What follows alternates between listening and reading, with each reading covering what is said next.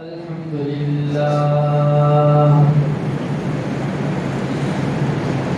لله نحمده ونستعينه ونستغفره ونؤمن به ونتوكل عليه ونعوذ بالله من شرور أنفسنا ومن سيئات أعمالنا من يهده الله فلا مضل له ومن يضلله فلا هادي له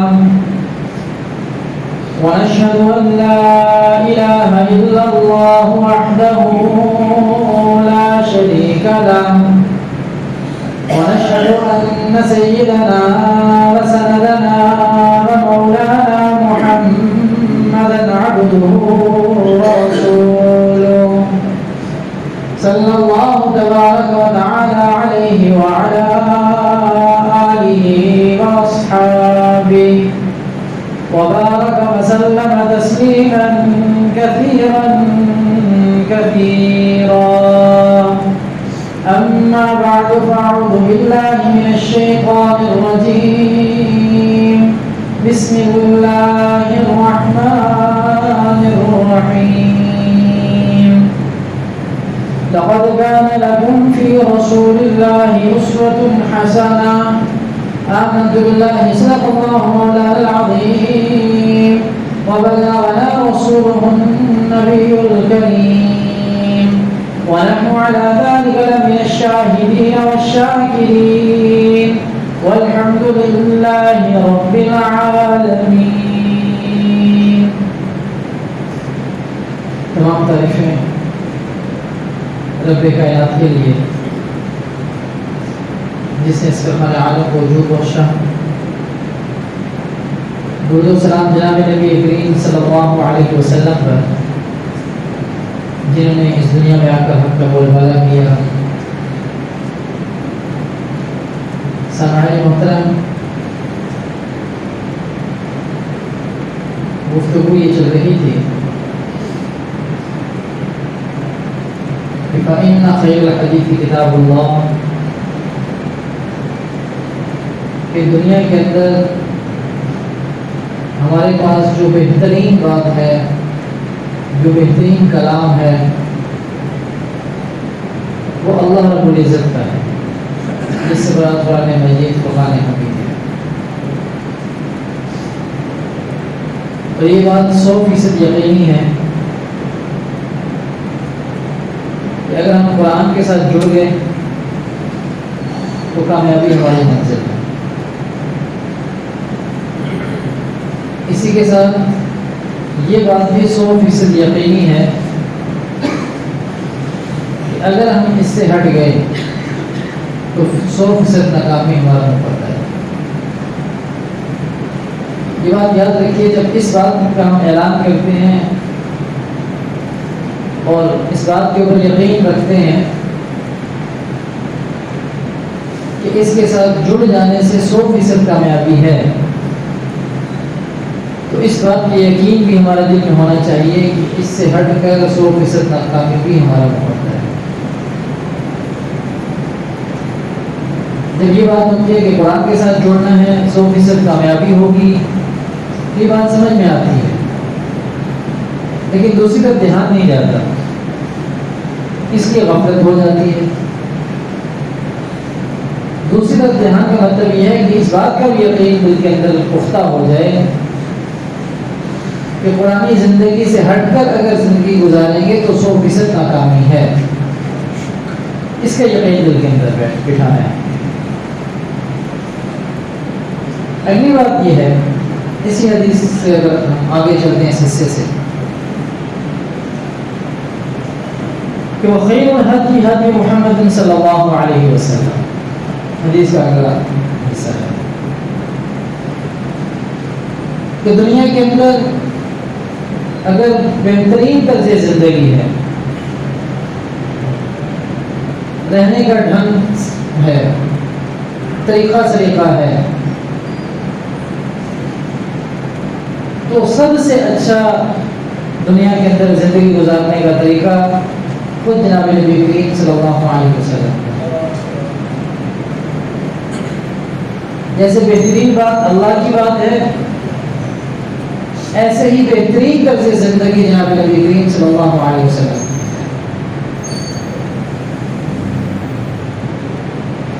آج دنیا کے اندر کوئی بات نہیں کہہ سکتا، کوئی دعویٰ نہیں کر سکتا کہ میرا طرز زندگی سب سے اعلیٰ ہے یا میرا جو کام ہے یہ سب سے اعلیٰ ہے. لیکن حدیث مبارکہ میں جناب نبی کریم صلی اللہ علیہ وسلم خود فرما رہے ہیں کہ میرا طرز زندگی سب سے اعلیٰ ہے. اس کی وجہ یہ ہے کہ اللہ نے جناب نبی کریم صلی اللہ علیہ وسلم کو رہبر اور رہنما بنا کے بھیجا ہے. اس مقصد کے لیے دنیا کے اندر بھیجا کہ لوگ ان کی پیروی کریں گے. یہ نمونہ اور ماڈل ہیں. لقد كان لكم في رسول الله اسوة حسنة، کہ یہ طرز زندگی ہے اور یہ طرز زندگی بہترین نمونہ ہے تمہارے لیے کہ اگر تم زندگی گزارنا چاہتے ہو. خود جناب نبی کریم صلی اللہ علیہ وسلم نے فرمایا کہ میں تمہارے لیے دو چیزیں چھوڑ کے جا رہا ہوں. دنیا سے رخصت ہو رہے تھے تو اعلان اور پیغام تھا کہ میں تو جا رہا ہوں، میرے جانے کے بعد فساد بھی ہوں گے، گمراہیاں بھی ہوں گی، طرح طرح کے فتنے بھی اٹھیں گے، سارا کچھ ہوگا. لیکن ان سب چیزوں کے سدباب کے لیے کہ انسان گمراہ نہ ہو، راہ راست سے ہٹ نہ جائے، یہ بھٹک نہ جائے، دو چیزیں چھوڑ کے جا رہا ہوں. ایک اللہ کی کتاب ہے اور ایک میرا طریقہ ہے. تو جہاں اللہ کی کتاب کے اوپر ایسا ایمان کہ اگر اس کو اپنا لیا جائے تو 100% کامیابی، اور اس کے ساتھ ساتھ یہ بھی ایمان بھی ہو کہ اگر اس کو چھوڑ دیا تو 100% ناکامی. یہی ایمان ہمیں سنت رسول پر بھی رکھنا ہوگا، یہ لازمی ہے کہ اگر ہم جناب نبی کریم صلی اللہ علیہ وسلم کا طرز زندگی اپنائیں گے تو دنیا اور آخرت کے اندر 100% کامیابی. اور خدا نخواستہ وہ طرز زندگی چھوڑ دیا، کسی اور طرف چل پڑے، کسی اور طرف نکل گئے تو 100% ناکامی ہمارا مقدر بنے گی. اس کے اوپر 100% یقین ہو. آپ علیہ السلام خود کہہ رہے ہیں خیر الہدی ہدی محمد صلی اللہ علیہ وسلم. اور میں نے پہلے بھی عرض کیا تھا کہ آپ علیہ السلام کی جو زندگی نمونہ ہے ہمارے پاس، اس کی مثال کے طور پہ یہ عرض کیا تھا کہ جب ہم اپنے کپڑے سلواتے ہیں، درزی کو دیتے ہیں، بھائی یہ میرا نام ہے، یہ میں آپ کو اپنا جوڑا دے رہا ہوں، اس کے برابر کا آپ نے جوڑا سی کے دینا ہے. ایسا ہی چاہیے جیسا دے کے جا رہا ہوں. یہ نمونہ ہے آپ کے پاس. ہم کو بڑی بہترین سلائی کرتا ہے، بڑا بہترین کام کرتا ہے، لیکن تھوڑا سا کھلا کر دیتا ہے، کرتا کھلا کر دیا یا تھوڑا سا تنگ کر دیا، چھوٹا بڑا کر دیا. اب ہم ٹھیک ہے لینے کے آج ہی دے ہمیں، انہوں نے آپ کو دیا تھا سینے کے لیے، وہ بھی کہتے ہیں یہ آپ کا نمونہ ہے، یہ آپ کا جواب ہے. اب میں نے دیکھا کہ وہ تو اس کے برابر کا ہے نہیں، اس کے اندر تو نقص آ رہا ہے، یا بڑا ہے یا چھوٹا ہے، تنگ ہے یا کھلا ہے، جو بھی ہے. اب میں اس سے کہوں گا بھائی میں نے آپ کو نمونہ دیا تھا نا، ایک سیمپل دیا تھا کہ مجھے اسی طرح کا جوڑا سی کر دے دو. ہاں جی بالکل دیا تھا، تو میں نے اسی طرح سے سیا. بھائی یہ تو تنگ ہو گیا مجھے، یا تو یہ تو کھلا ہو گیا، لمبا چھوٹا ہو گیا، یہ دوسرا کا تو ہے نہیں، لہٰذا میں اس کو قبول نہیں کروں گا، مجھے نیا جوڑا سل کر دو. اور میرے تو جوڑے کے پیسے بھی گئے، مجھے تو یہ بھی نقصان ہوا. اتنا دن میں انتظار بھی کیا اس آس اور امید پہ کہ میرا نیا جوڑا سل کر آئے گا. لہٰذا یہ تمہیں قبول کرنے کے لیے تیار نہیں ہوئی. جوڑا اپنے پاس سے لاؤ, سیکھے دو, تب بات نہیں, لڑائی جھگڑا ہو گیا. جب ایک جوڑے سیمپل دینے پر ہمیں اسی طرح کا جوڑا نہیں ملا تو ہم گرم ہو گئے, غصہ آ گیا, لڑائی جھگڑے کے اوپر اتر گئے. تو یہاں تو پوری زندگی کا سوال ہے, یہاں پہ تو پوری زندگی کا سوال ہے. اللہ نے جناب نبی کریم صلی اللہ علیہ وسلم کی صورت میں ہمیں ایک نمونہ دے دیا, سیمپل دے دیا, میں یہ نمونہ دے رہا ہوں, اس نمونے کے مطابق اپنی دنیا کے اندر زندگی گزار کے آئے. اب اگر ہماری زندگی کچھ آگے چلی گئی تو بھی نقصان, پیچھے رہ گئی تو بھی نقصان. میں ایک جوڑا قبول نہیں کر رہا تو اللہ میری پوری زندگی کیسے قبول کرے گا؟ سمجھنا کہ نہیں؟ تو خیر الہدی ہدی محمد صلی اللہ علیہ وسلم, بہترین طرز زندگی آپ کے ساتھ ہمارا کہ میرا ہے. اور پھر صحابہ کرام رضوان اللہ تعالی علیہ اجمعین نے مکمل طور پر محفوظ صورت میں ہمارے تک یہ زندگی پہنچائی. آپ کا بیٹھنا کیسا تھا, آپ کا اٹھنا کیسا تھا, چلنا کیسا تھا, ٹھیک ہے, گفتگو کا انداز کیسا تھا, ملاقات کا طریقہ کیا تھا, رشتہ داروں کے ساتھ معاملات کیا تھے, بہن بھائیوں کے ساتھ معاملات کیا تھے. ایک ایک چیز.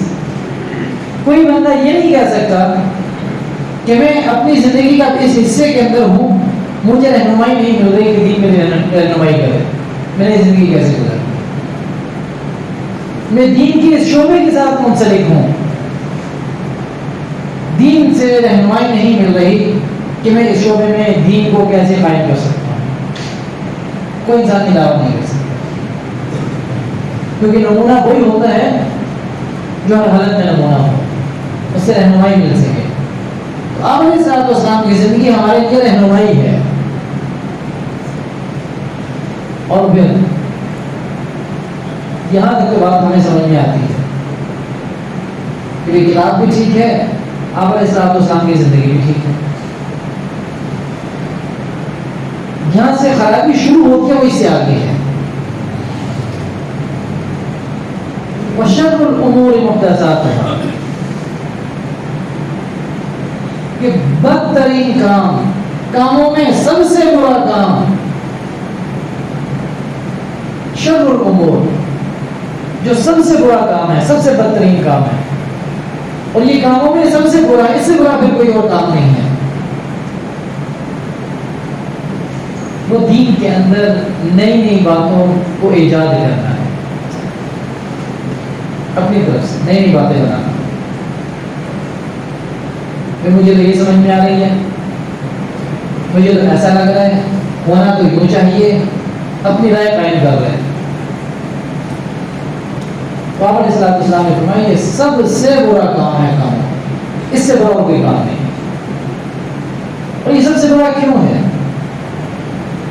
دیکھیے میں غیبت کرتا ہوں کسی کی,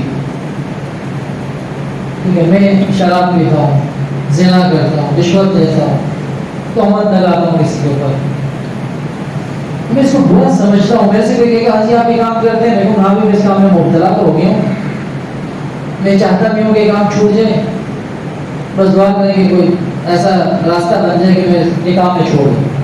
میں اس کو برا سمجھ رہا ہوں.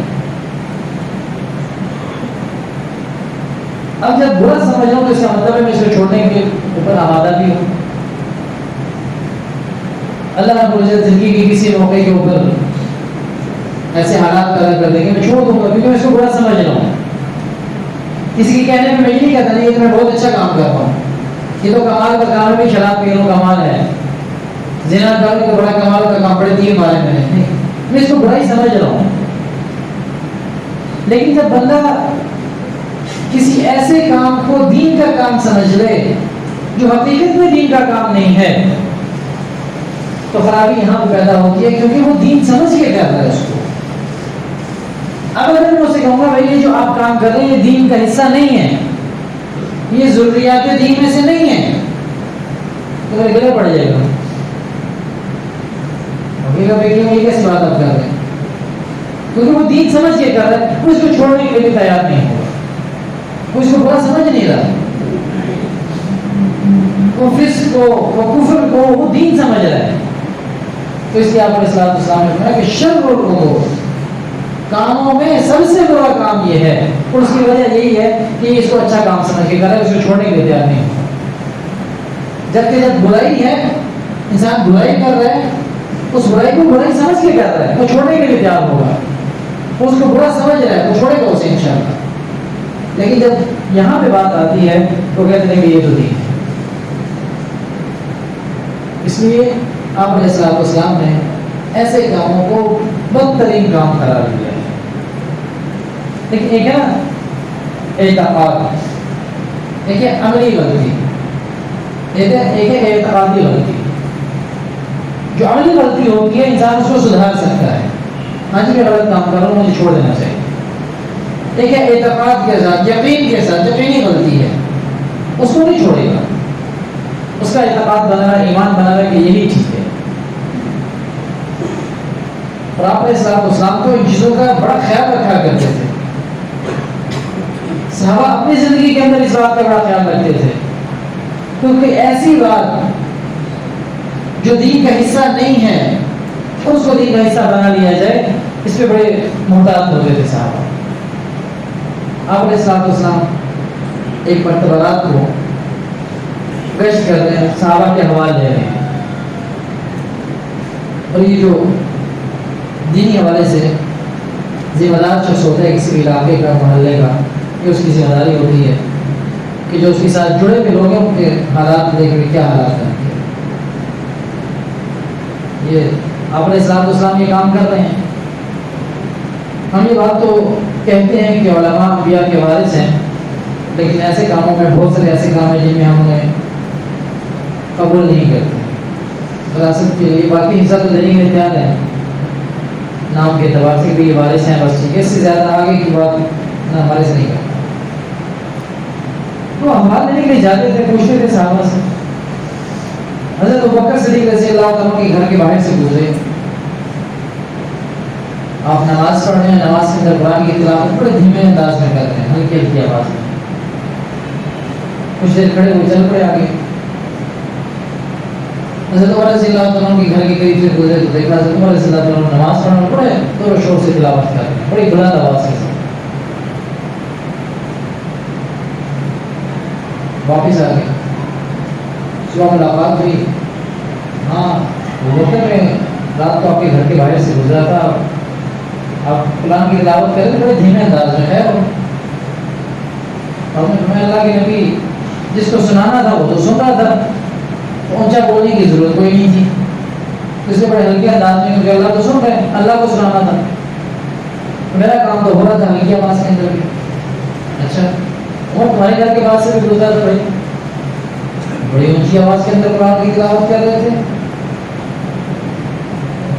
اللہ کے نبی میں چاہ رہا تھا کہ جو لوگ غافل ہیں اور جن کی توجہ اس طرف نہیں ہے ان کی توجہ اس طرف ہو جائے، وہ غفلت سے بیدار ہو جائے، مقصد یہ تھا میرا۔ اب دیکھیں دونوں کے مقاصد کے اندر کوئی غلطی نہیں ہے۔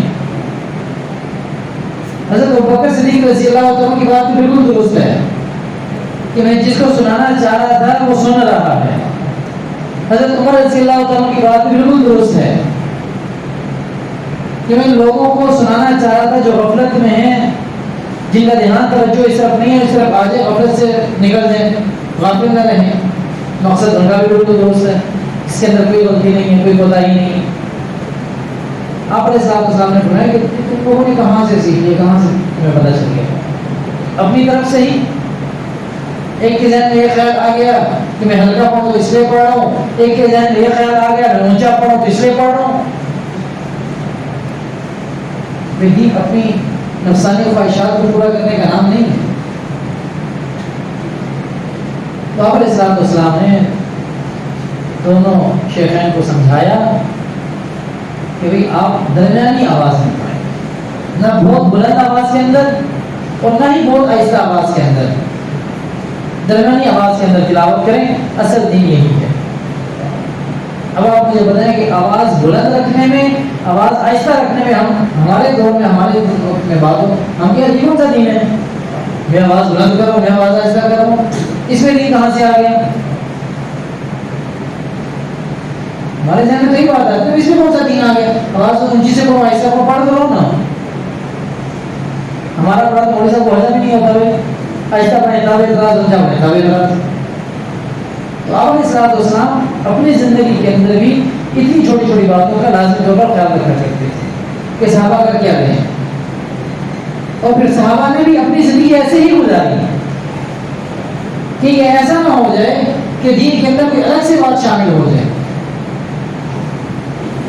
تو شر الامور محدثاتها کہ بہت برا کام ہے، بہت غلط کام ہے کہ اگر دین کے اندر کوئی نئی بات شامل ہو جائے اور اس کو انسان دین سمجھ کے کرے. اپنی پوری کی پوری زندگی ہمیں دیکھنی ہوگی اور اس کے لیے بہت ضروری ہے کہ ہم علماء کے ساتھ جڑ جائیں. میں اگر اپنی زندگی گزاروں اپنی سمجھ کے مطابق گزاروں، میں اس کو جس کو دین سمجھے وہ نہیں کر رہا ہوں. میں بولتے کہ آواز کے بلند اور پست ہونے میں بھی شریعت نے بیان کیا کہ کتنی رکھنی ہے کتنی نہیں رکھنی. اب میں اپنی زندگی ایسی بھی ڈھنگی گزاروں، یہ سمجھوں شاید یہ بھی دین ہو، چلو اس کو اس طرح کر لیتے ہیں یہ دین ہوگا، تو میری زندگی تو گئی ساری. تو اس لیے علماء کے محتاج بن کر رہنا چاہیے. میں اپنی زندگی گزاروں کہ کسی عالم کے سامنے پیش کروں کہ میں ایسی زندگی گزاروں، میرے سوچ میں ایسے ہو رہے ہیں، میرا کاروبار ایسا ہو رہا ہے، مجھے بتائیں کہ میں کیا کروں. اچھا چلے ٹھیک ہے، کچھ لوگوں کو الرجی ہوتی ہے نہیں بتانا، بھائی عالم کو کیوں بتائیں کہ بڑا اپنے خان بنا کر کہہ رہے ہیں سارا کچھ مجھے بتاؤ. بھائی آپ خود عالم بن جائیں، اس میں تو حرج نہیں ہے نا. خود عالم بن جائیں، خود دین کو سیکھیں. اب کچھ لوگ اس لیے بھی تیار نہیں ہوتے اور وہ کہتے ہیں زندگی ہم نے 100% دین کے مطابق بھی گزارتی ہیں، جنت میں بھی جانا ہے، باقی درمیان میں بھی ہمارا کوئی حساب کتاب نہ ہو. میرا بڑا مشکل کام. ایسے نہیں ہوگا کیونکہ مذاق نہیں. خود سیکھیں، اس کی طرف آ جائیں. اور یہ پچھلی دفعہ بھی عرض کیا تھا کہ کچھ نہیں کر سکتے، ہفتے میں ایک آیت ہی سیکھ لیں، ایک حدیث سیکھ لیں، جاگنے کے آداب سیکھ لیں. جو جاگنے کی سنتیں ہیں وہ کیا ہیں، جو سونے کی سنتیں اگلے ہفتے میں وہ سیکھ لیں. سنتیں کیا ہیں سونے کی، بازار میں جانے کی سنتیں کیا ہیں، ٹھیک ہے، گھر میں رہنے کی سنتیں کیا ہیں، گھر والوں سے ملنے کی سنتیں کیا ہیں. یہ ساری چیزیں یہ آپ اسلام اسلام کی ساری زندگی یہی سنتے ہیں. اگر ہم ہفتے میں ایک سیکھ لیتے ہیں نا ایک چیز کی سنتیں، تو مہینے میں 4 چیزوں کی تو ہمیں سمجھ میں آ جائے گی. اب یہ ہفتے میں ایک چیز کی سنتیں سیکھنے کو بہت بڑا کام تو نہیں ہے. پانی پینے کی سنتیں چلیں ایک ہفتے کے اندر سیکھ لیں. دائیں ہاتھ سے پانی پینا ہے، بیٹھ کے پانی پینا ہے، 3 سانسوں میں پانی پینا ہے، دعا پڑھ کے پانی پینا ہے. آخر میں دعا پڑھنے بات ہے، پانی کے اندر سانس نہیں لینا، ٹھیک ہے، پانی کو دیکھ کے پینا ہے. کتنی دیر لگے گی اس میں؟ تو جب تک ہم اپنی زندگی کا کچھ حصہ دین کو نہیں دیں گے، یہ بات یاد رکھیں، جب تک ہم اپنی زندگی کا کچھ حصہ دین کو نہیں دیں گے دین نہیں آنے والا. اور یہ معاملہ جو ہے نا دین کا یہ بڑا آسان ہے. ہم نے کچھ وقت دین کو دینا، دین ہمیں بہت کچھ دے گا. جہاں تک دنیاوی علم کی بات ہے، اصلی علوم کی بات ہے، تو اس میں تو ہمیں سب کچھ دینا پڑے گا، تب جا کے کوئی تھوڑا بہت ہمیں آ جائے گا، تب جا کے کچھ نہ کچھ فائدہ ہو جائے گا. تو دین کے اندر کیا ہے کیا نہیں ہے اس کا فیصلہ میں نہیں کر سکتا، کیونکہ میرے پاس قرآن علوم نہیں ہے، میرے پاس حدیث کے علوم نہیں ہے، میرے سامنے آپ اسلام کی زندگی نہیں ہے، میرے سامنے صحابہ کرام رضوان اللہ تعالی علیہ کی زندگی نہیں ہے. کون فیصلہ کرے گا؟ یہ وہ لوگ فیصلہ کریں گے جن نے اپنی زندگیاں قرآن کے لیے وقف کی ہیں، جن نے اپنی زندگیاں حدیث کے لیے وقف کی ہیں، جن نے اپنی زندگیاں سیرت مصطفیٰ اور اصحاب محمد صلی اللہ علیہ وسلم کی زندگیوں کے لیے وقف کی ہیں. وہ فیصلہ کر کے مجھے بتائیں گے.